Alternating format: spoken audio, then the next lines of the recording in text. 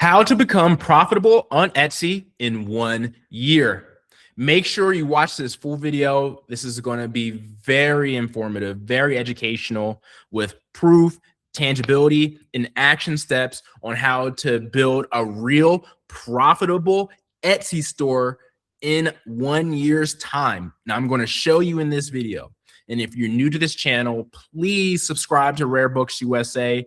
I talk about my financials, in my book business and other book reselling topics that I love to discuss within the community.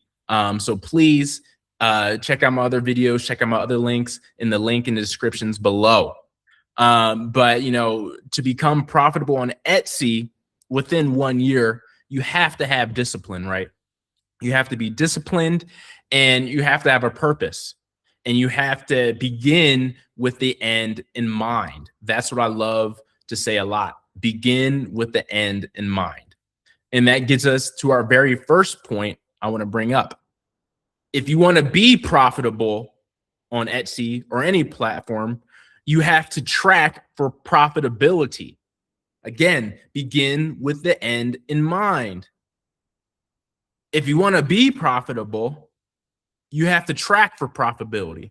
If you don't track for profitability, how will you ever know when you'll be profitable, right? So that's how you have to structure it first. If being profitable on this platform is important, you will track for it. If it's not, maybe it's not for you. Then maybe this video is not for you then. But for the people who actually want to build a platform that throws off money, that you can invest in other things and actually grow a business and be an actual business owner, you will listen. And so, okay, how do you calculate profitability in this sense, right? So gross profit is revenue minus the direct cost of producing goods, cost of goods sold, or COGS, right? That's gross profit. Gross profit is revenue minus cost of goods sold. So gross profit is revenue minus inventory book cost price and shipping supplies and shipping label. Then the net profit takes gross profit and subtracts all remaining operating expenses, taxes, and interest, and represents your total bottom line earnings. And so how I see it is, when I get to net profit, and I'm going to show you in my Excel sheet, when I add up all the different books I've sold for a profit, I have to add all those up, but also subtract all the book costs and stuff that I have not sold yet either. So I'm literally taking everything I've ever spent on Etsy and take that against my actual profit, net profit per book. And then that's when I'm actually getting my net profit for my Etsy store. Okay. And so first, let me share that before we go further, just to make sure that I'm proving to you this is what I'm doing, and then the numbers make sense. Okay. So we have now moved over to my Etsy store 2025, 2026 profit log. Okay. I use, you can use Excel. I use the numbers because I have a Mac and Pages, but you can use Pages. You can use numbers or Excel, depending on what you have. I have a MacBook, so I use numbers. If you have, Microsoft or PC, you might use Excel. But the concept's still the same. And I've talked about this before. You can't fix what you can't track. And so tracking is very important. Early on, I did title, weight, list price. Is it available, sold, not listed, shelf location? And then what we're really going to be looking at today is net earnings after Etsy fees, the book cost, shipping cost, supplies, labels, and then the actual profit per book. Now, you need all these to understand if your business is profitable, right? And so I broke it all down. Every book that's in my store, my Etsy store, is cataloged within this file. And as you see, if it's sold, it gets a green designation with a sold designation as well. And then, you have your book cost, your shipping cost, and your profit based off and with the net earnings. So as I would do it, right, I sold this book right here, Molière, Lever, Comedy, sold. I had a net earnings of $22.72. The book cost was $3.31. The shipping cost with the supplies was $4.70, and then the profit ended up being $14.71. And so I do that for every book that is sold. So now what you also want to do is then to get the actual expenses, you want to take the book cost and the shipping cost, right? And then what you do, you come down here, and then it's going to be a sum. And you actually have a sum, right? And you'll see a sum at the bottom. And so on this page for my sheet 1, my book cost plus my shipping costs and all the expenses came out to be $1,886.54. Okay. And now let's look at my profit for this sheet. So for the profit on books for this whole sheet is when you look back at the sum is $2,187.03 right? And so I do the same process for the two other sheets I have. Now the sheet 4 I just started, and I'm not even going to be calculating the profit or anything like that. I'm just going to be doing the shelf location with the base book cost, because I already know I'm in the profit with this business already, right? I already know I'm in the profit. And so we won't worry about sheet 4 today. We'll just worry about the first 3 sheets, what I did when I did account for all that. And so the same thing goes for sheet 2. Same thing. Sheet 2, book costs and shipping costs and everything else. Sum was $990.18. And what's the profit? $1,398.57. Right over there. And again, you can see that the sum at the bottom. Sheet 3. And now this is like the newest sheet before I made the 4th sheet, obviously, that I just made. So this is the only sheet that's not in pure profitability, but it's only off by $9, right? But when you span through the first 3 sheets, you can see I'm actually significantly a couple $100 in profit after 1 year. And these are heavy front-loaded expenses that I do. So the book cost and shipping costs for sheet 3 is $800.43.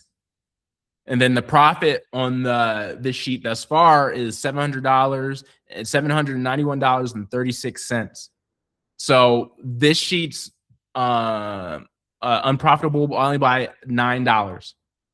But when you add in everything, and especially even if you want to add in the book cost here, which I could do, which I haven't in our calculations because I just started this, $121.14, right? But I took these 3 sheets and I did the calculations of where I'm at profitability wise. So let's go back to our main screen. All right, so now going back, looking at it, so we had a gross profit from the first 3 sheets of $4,377.23. And we had expenses of $3,677.15, which means we had a net profit of $700.08 overall. I was ended up being profitable on my Etsy store somewhere early June, like late May, early June. So it was really almost a full year like that it took me to become profitable. And if you want to nitpick it even more, that 4th sheet, $121. So that cuts it down to like $575. If you want to add in the $10 subscription a month on Etsy for the Etsy Plus, let's say I had that for a year, or another 100, that's another 400. So you're seeing, if I add literally everything that it took to operate my Etsy store, it's still profitable today after a year, multiple $100s. And so now at this point, you know, if I continue to buy books at a great price and stuff, it's just going to be throwing off cash. I should never be not profitable on my Etsy store ever again.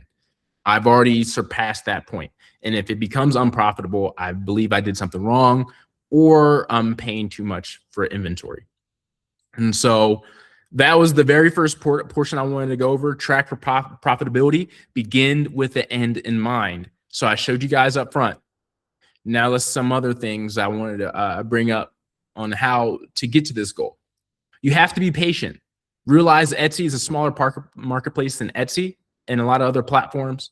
You know, if you quit, you can't get to this point. It takes about a year. If you just quit and give up and you don't go through the process, you're not going to see the fruits of the labor on Etsy. I'm glad the first 5 months on Etsy, brutal for me. Brutal. Not many sales, but I kept listing. I kept learning. I kept getting better. I kept trying to learn from others and what they were doing, kept a positive attitude. And this is where I'm at now. Extreme focus on branding, inventory, and great photos. I'm in the book space, so that's why I'm Rare Books USA. I have a branding of rare books, vintage, high class, just little extra, right? When somebody buys a book from Rare Books USA, it's an experience. You're not just buying a book, it's a whole experience, right? Inventory is obviously important. If you don't have good inventory, you're not going to sell a whole lot. And then, you know, Etsy is a different platform than eBay in regards to what people look for and the type of consumer. But, you know, there is obviously crossover. And some things I did notice on Etsy, which is very surprising to me, is automotive books do really well on Etsy. Military stuff does really well on Etsy. And which those two really surprised me, because there is, like, you would think an Etsy is more like, you know, stay-at-home mom, hipsters, you know, feminine, artsy, which is definitely the case. You know, it's definitely more, you know, decorative, and it leans towards that. But there is a heavy automotive, industrial, military demand on Etsy too, that pops up. And so, you know, if you have great inventory, you know what your target audience is, you can really thrive. And, you know, just great photos. Get a light box. Make sure they're clean, clear photos. Make sure you have all the key points and all the key designations of information so a person can make a really good buy. Somebody that you should check out on YouTube and is a great resource for Etsy is he is the Etsy Consultant. Just look up Etsy Consultant on YouTube. He's a great resource. He has his background in mostly jewelry, but he helps a lot of different Etsy sellers, you know, reach really good monthly totals. And he has really, really good advice that I use. I don't use all the advice because I don't think he takes in consideration booksellers and the book consumer. Like, again, he comes from jewelry and print on demand background, which is kind of a different concept on Etsy. But even still, there's still a lot of things I've learned from him that I've used in my own business that has helped me. And so hopefully people will find other you know, information from an Etsy Consultant. Please check him out. Also, you know, when you first start out, you know, list slow but consistent to start. And what I mean is, you know, only list 2 items a day for the first 4 months. You know, just allow, like, take time. Like, if you're going to start an Etsy store, you just allow it a full year to take time to build out. Don't get overly caught up in not making sales and not being patient. The people who aren't patient are the ones who won't win this game. All right. You have to be patient. Let the algorithm figure you out. Let the algorithm figure out what you're about. Let consumers figure out who you are and what you're about, right? And then once the sales start to come in, then that's when you can start to power list, right? When you get to, you know, that 50 sale mark, I think that's enough data to where it's like, hey, you know, if you have the bandwidth to continue to pump out books on your Etsy store, then do it, you know. But to start, you want to start slow, because you want the algorithm to figure out who you are first. Because every time you list an item on Etsy, it like refreshes your whole store. Think about that. The algorithm every time you list something on Etsy, it has to consider that item in relation to your whole store, right? And so what your store was yesterday isn't today, because you didn't have that book in yesterday's inventory. Vice versa, if you sold a book yesterday, it's not going to be in your inventory today, and you just added a book to your inventory that wasn't there yesterday, but a book that was there yesterday wasn't there here today. And that's how the algorithm works. So it's always continuously looking at you on a present basis. What does the store look like on a present basis? So yeah, that's pretty much what I have on Etsy and how to become profitable on Etsy in 1 year. Hopefully, this information was tangible. Hopefully, you can take some action, and hopefully you can get some results, right? The one thing, if you want to become profitable on Etsy, you have to track for profitability. You have to track for it. If you're not tracking for it, you don't know if you're profitable. Another action item is be patient. Sometimes the best thing to do is not do anything at all and just follow the flow. And look out for the Etsy consultant, and just take your time. If you want Etsy to become your primary platform, I would do the same process. And then when you get to the point where you feel comfortable and you start getting sales, then that's when you can list a lot more. And that's when the ball can really start to roll for yourself, and the compounding effects happens. So that's all I have on how to become profitable on Etsy today in 1 year. If you like this video, please like it. Subscribe to the channel if you like what I'm doing content-wise, and check out all the rest of the stuff if you're curious. But with that being said, my name is Art Turner. I love you all, and I'll see you in the next video.